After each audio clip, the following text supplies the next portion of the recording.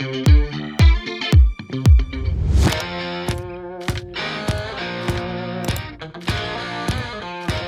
everybody, I'm Paul, I'm from Holland, and I moved here 3 years ago to El Salvador together with my wife, and later on my son also arrived here. I'm a former marine engineer. I'm retired, kind of, and yeah, when we arrived here we didn't have any plan, but after a while we started making sourdough bread, which was a hobby of mine, and now we have a small bakery. So yeah, together with my wife and my son. Actually my son is in charge, so and we are going to retire again.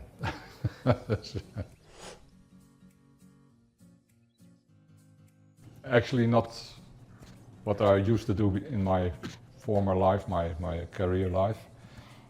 But as I said, I retired more or less because of COVID and all these things, and we decided to stop working for a while, and after half a year we said we are never going to work again because we didn't need to and we didn't see the benefits of it anymore.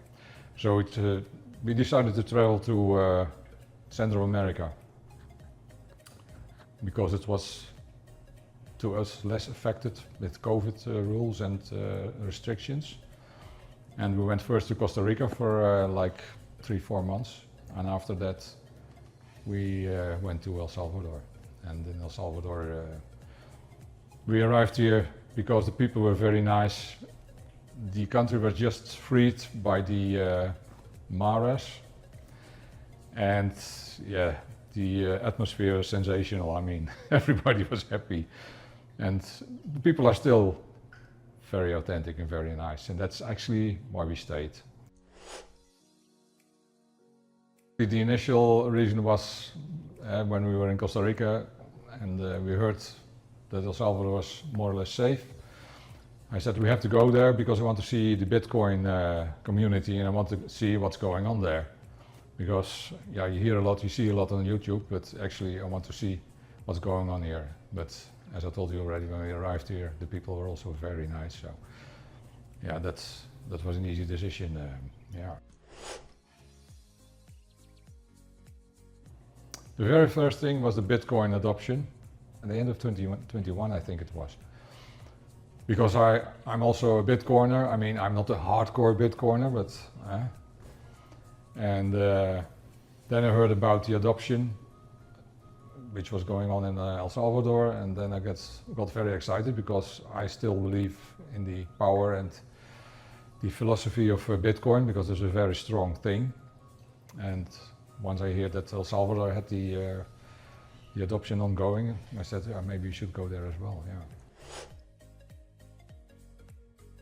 Yeah, I had heard from it because I was, as a marine engineer, was working in Honduras and in the Panama Channel, because I was on a dredger, and the dredger is making canals and harbors and deepening and all these things.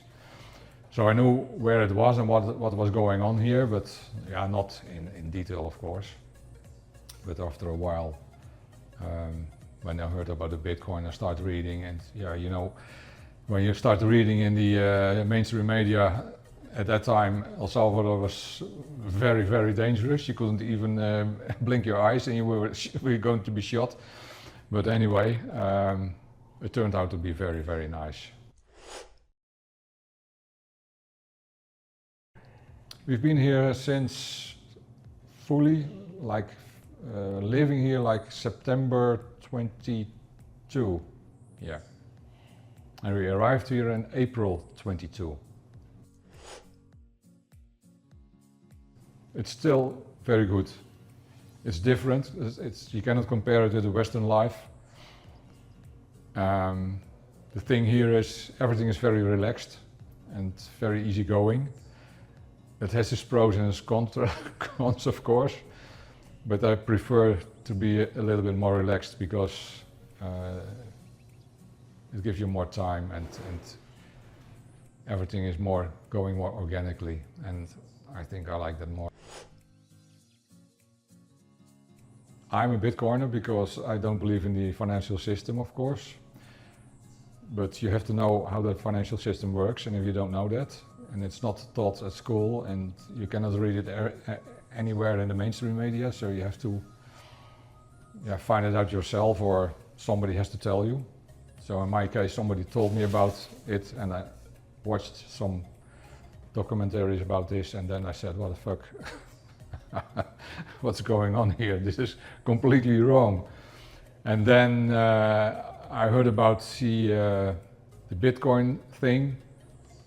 I wasn't aware how good it was at that moment, but in 2020 or 2019, 2020 it was, I saw an interview with Michael Saylor, and he explained it very clear and very, very bright. And then I said, yes, this is it. This is the thing we need in this world. That's a good question. In the beginning, I thought it was very good, and I was hoping that more Bitcoiners were coming to El Salvador. But I have the impression, maybe I could be wrong, but I have the impression Bitcoiners are leaving again. Not all of them, but I think it's not increasing anymore, and that's a pity. And I think that's caused by, I don't know, disappointment maybe by other people, by Bitcoiners. Maybe they are disappointed in the political system here, I don't know. Yeah, it's not what they were looking for in the end, I think. But I have a different opinion about that, yeah.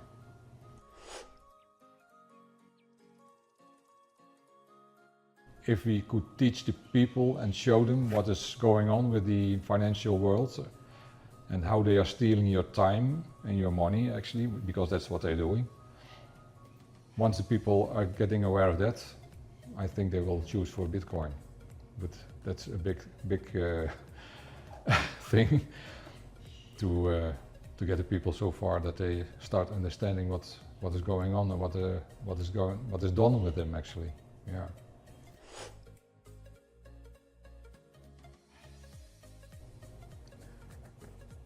Yes, I think I will always invite them, and my experience is, because I got some family who visited us here, and they're all very surprised. And the first thing they say, the vibe is so good here. It's true. The vibe is so good and everybody's relaxed and they're enjoying life. Everybody's smiling. I mean, yeah, not everybody, but a lot of people are smiling. They're very kind and the weather is always good. So yeah, I can tell them, okay, you can come here, but be aware of the thing that everything is different here. It's not like the Western world. And that's a big difference, and you have to get used to it if you not know what's going on here. And after 3 years I can say, okay, this is El Salvador, this is the pros and this is the cons. So yeah, I would recommend them to have a look, always have a look, and do your own investigation and make your own experience. Yeah. The future is looking bright, I think, but they need a lot of time, because I think they lost like 40 or 50 years maybe in innovation and development, really. And yeah, you know what I mean. The people have to learn a lot, and the big issues here are quality and knowledge. And that's really a big issue, really. I mean, if you bring your car to a workshop here, yeah, it's they bring it back worse than it was before. I mean, I have very bad experiences, but it's about all the skills. There are very little really skilled people, and I understand where that's coming from. I understand fully, because the history tells you a lot, and but that's why we need a lot of schooling and mindset changing and all these things, which is yeah, quite a thing. That's a big issue here. So what I'm doing here actually is also trying to let the people see what is going on and how you can make things better and easier. Because quality and knowledge is the first things to build a proper country. And yeah.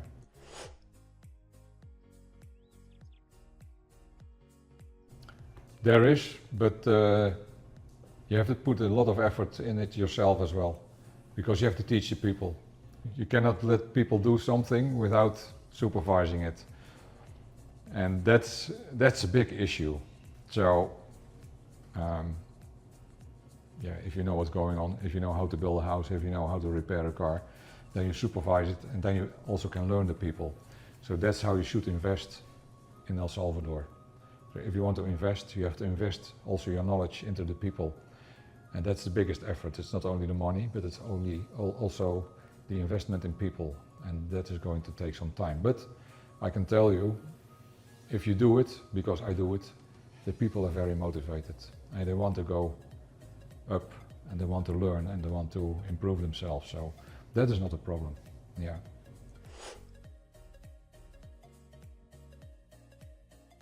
Yeah, we started a bakery as a hobby, and okay, eventually we started a little shop, and in the meantime now we have like 5 staff people from El Salvador, local people, and we are very, very satisfied with those people. They are very motivated. It's actually a young team, all young people, but it's incredible. And they're always happy, and they're motivated and wanted to learn, and it's really good. So that's what I'm saying, but you have to invest yourself. You cannot tell them, okay, do this, and then go sit there and drink your coffee. Now you have to go do it together with them. You have to show them. You have to appreciate them. You have to do this and that. And after a while, you will see they learn very fast, and they start remembering, and they know how to do it. And I think we have the people now like 4 months working for us, 4 or 5 months, most of them. And last week we went 1 week, all of us, like me and my wife and my son, we went for a little vacation because our family was here. And they did run the bakery themselves without any problems. So that's very impressive, I think. I think it's very good. Definitely. So everything is possible also here in El Salvador. Yeah. Not really, because when I was here the first time, I didn't see any bakeries who made sourdough. So my first impression was like, oh, maybe the people don't like sourdough bread. That was, maybe there's no market here, I don't know. But then I started talking with some friends, some Salvadorian friends here, and they said, no, you have to do it. You have to make sourdough. That's the best there is. There's a big opportunity. So that's how we started here, like, okay, we make some bread, and yeah, but it's coming up everywhere now. I see some more bakeries coming, like not many, but it's starting as well from other people. Yeah, you have a big one in San Benito, Luma. They are our competitor, but they also make good bread. Yeah.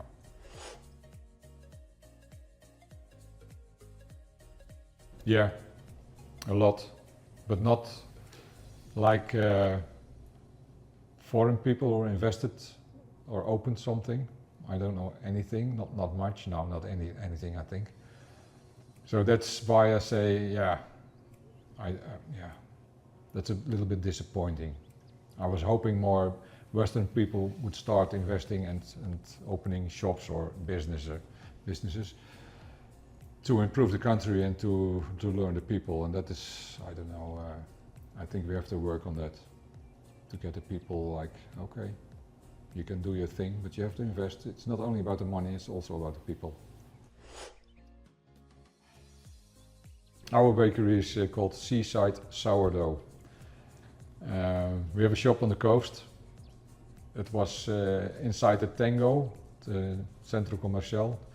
The Tango left today because they're closing down their shop. We will stay in that same local. And we are starting a second local or business shop in Santa Elena, in Plaza Madre Selva. So that's near the US Embassy. Yeah.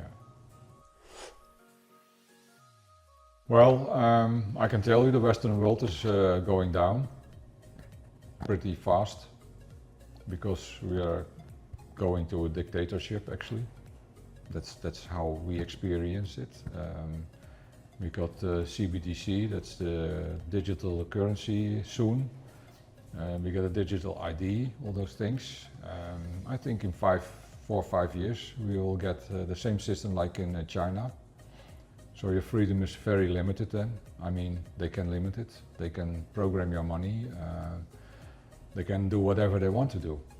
And that is one thing I don't want to be with. I want to live in a free country. I mean, I want to go where I want to go and not limited by a government which is doing that. That's one of the things what is going on in the Western world very, very clearly if you know what's going on. If you don't know, if you only watch mainstream media, then you don't know, and suddenly it's there, and then what the fuck? That's how it is. But I have to admit, yeah, the life of standard is pretty good. Everything is there, materialistic, everything is okay. Knowledge is there, quality is there. But on the other hand, that's not all about life, of course. Life is also nice people. People in the Western world are very on themselves, so it's very hard to connect. They're not so open. They're not very happy. And here, people are very authentic. People are still kind of happy, whatever they earn or whatever they have. They enjoy the life, they enjoy the people. And that's a completely different mindset. So that's for us the main reason why we're here.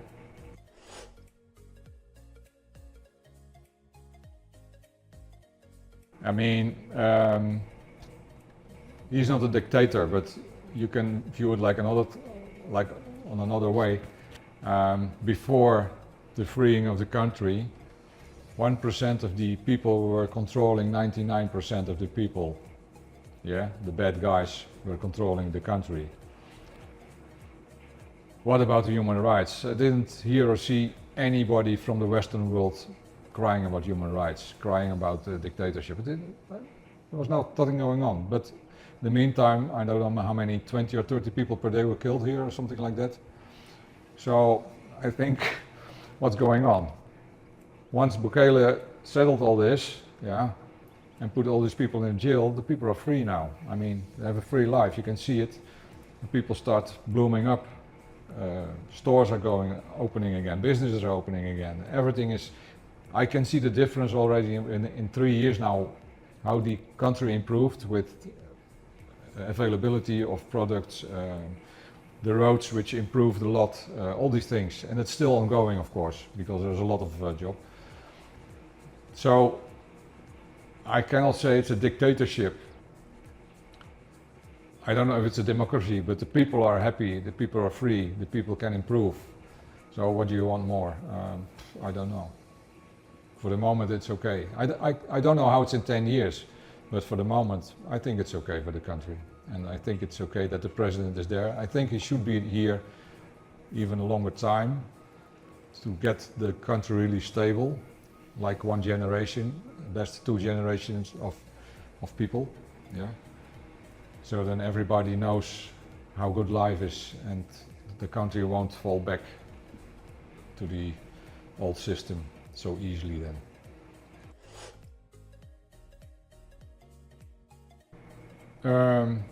Yeah, the whole thing with the war in Ukraine, the money they want to spend on it, the raising of taxes, really big. Actually, they rob you from your money. That's what they are doing. They're robbing you now from your money with taxes. Every year there are new taxes, they raise the taxes, etc., etc. A lot of people are moving or going away from Europe because of that. Right now, it's like 200,000 people are leaving Holland every year, apparently. So that's a lot. And there's a lot of migrants or immigrants coming in. Yeah, I think the Western world will get poor, and even there may be some civil war starting in some places eventually. That's what I think. So it's not a very good place to be. It's yeah, doesn't feel good.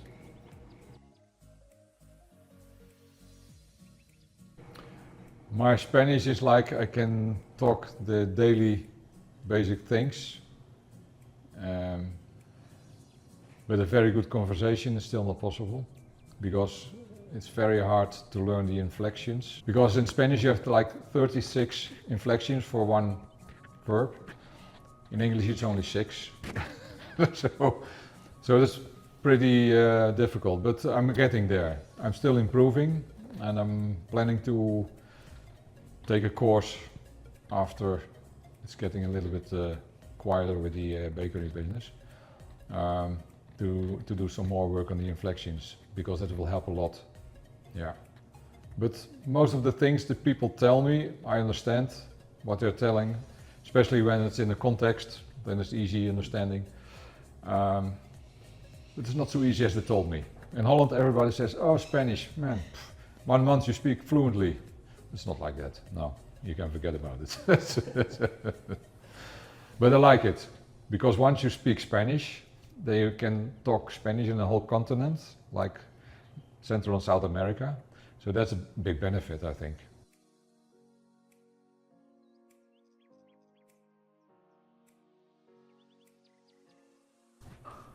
What I would recommend them is to stand up for their rights, because actually people are the problem, not the politicians, it's the people. But they won't see it, they won't listen, and so first thing I would say, like, stand up for your rights, because you have rights. You have rights to know what the government is doing, because you pay the government for what they are doing. You have rights to know what they are writing, because a lot of paperwork or a lot of meetings are all in discretion, like they're not public anymore. Yeah. You have the right to know where your money is going, your tax money, all these things. It's all a big show. So they have to stand up for the rights, and they have to make the other people also aware of the things which are going on, the financial system. What are the connections between the IMF, the World Bank, the BIS, whatever, with the governments, the big companies, the corporate companies, all these things. Once you see that, once you know that, then you understand, and then you see this is not good. This has no future.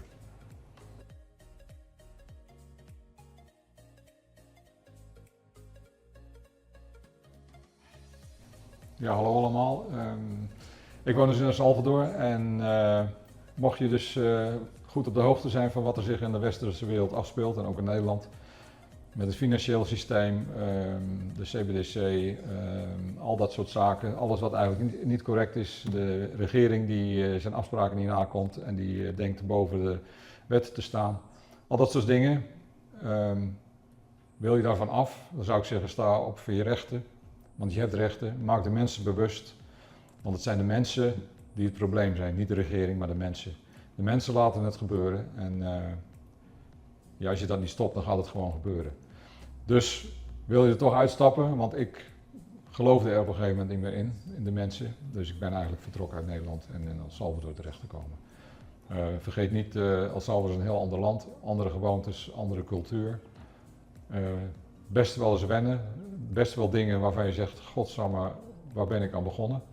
Maar al met al, een positieve wending, je voelt je meer vrij, het weer is altijd goed, de prijzen zijn beter betaalbaar, de belastingen zijn niet of nauwelijks.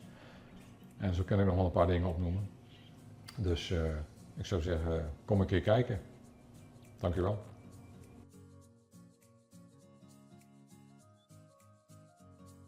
Very good. No, really, it's an easygoing process. It's just pay the money and everything will be arranged. So no fuss, no bullshit.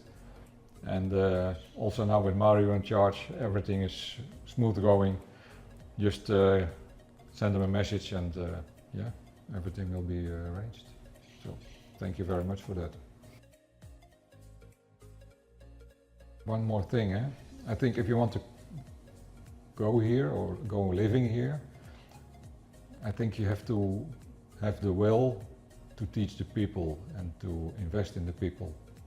If you don't do that and only expect, like it's going in the Western world, you just hire staff, tell them what to do and say nothing, it's not going to work. You really have to put your effort in it. But when you do that, they will reward you very much. So that's one thing you have to have. You have to will. If you don't have it, don't go here, because it will be one big disappointment. Yeah, really. Thank you very much. You're welcome.